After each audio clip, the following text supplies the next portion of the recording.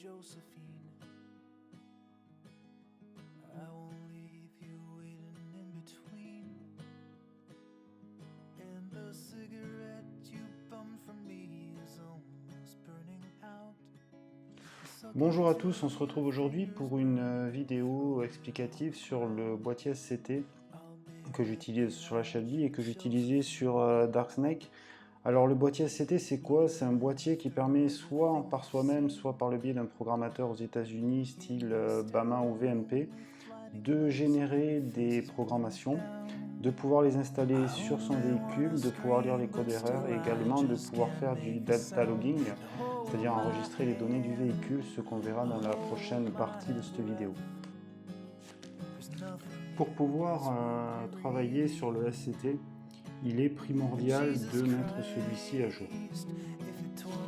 Donc pour le mettre à jour, on utilise tout simplement les logiciels mis à disposition par la société SCT, et ce qui nous permettra d'intégrer la programmation et de l'injecter dans le véhicule, puisque on peut effectivement programmer certaines choses simples avec le SCT, mais il est primordial de passer par un professionnel pour de plus lourdes modifications.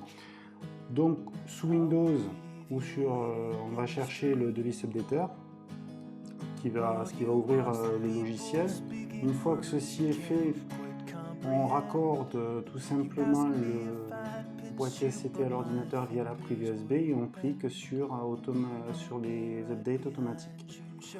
Donc il va chercher la connexion du boîtier pour vérifier que celui-ci est bien présent. Et au bout d'un certain moment va s'afficher un certain nombre de données qui, lorsqu'elles sont en verte, signifient que le boîtier est bien à jour, et lorsqu'elles sont en rouge, une mise à jour est nécessaire, il suffit de cliquer sur mise à jour. Pour le volet programmation, on clique sur Load Custom File. Là on s'aperçoit qu'effectivement j'ai deux programmations qui sont intégrées sur le boîtier, donc j'en enlève une et je vais réintégrer cette programmation dans le boîtier. Donc Load Custom File, on va rechercher sur l'ordinateur l'emplacement de la programmation que l'on souhaite injecter et on va la sélectionner, la faire basculer dans l'autre case, puis cliquer sur programmer. Le logiciel va intégrer cette programmation à l'intérieur du boîtier SCT et celui-ci sera, comme on le voit, prêt à programmer votre véhicule. Il ne reste plus alors qu'à sauvegarder la thune d'origine qui est incluse sur le boîtier, comme je vous le montre à l'heure actuelle, et vous serez prêt ensuite à passer sur la programmation de votre véhicule, après être sorti bien sûr du logiciel.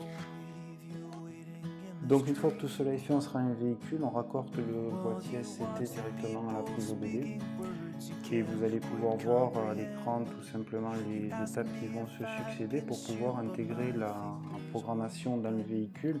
Il n'y a rien de compliqué, il suffit de suivre simplement les indications qui sont faites sur le boîtier, c'est assez bien expliqué.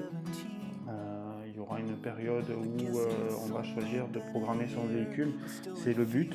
Une fois qu'on aura validé cette option-là, il ne restera plus qu'à d'une part à choisir la programmation que l'on veut insérer dans la voiture et suivre les indications qui seront faites par le boîtier sur les différentes étapes.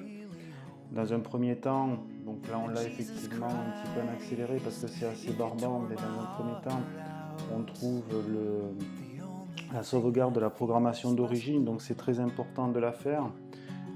Pourquoi? Tout simplement, une fois qu'on a inséré cette fameuse programmation nouvelle qui correspond aux pièces qu'on a installées, la programmation d'origine est définitivement perdue. Donc la sauvegarder, ça permettra d'une part de l'avoir sur le boîtier pour revenir à la configuration stock, et d'autre part ça permettra de la sauvegarder sur l'ordinateur. Si vous êtes intéressé, n'hésitez pas, je vous expliquerai comment faire.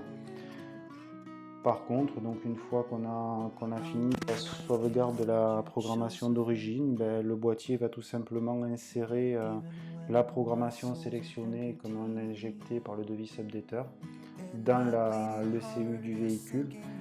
Et par la suite, il conviendra de vérifier que cette programmation est adéquate et tout simplement par le biais du datalog que l'on verra dans la prochaine partie. J'espère que cette vidéo vous a plu. N'hésitez pas à me laisser des commentaires.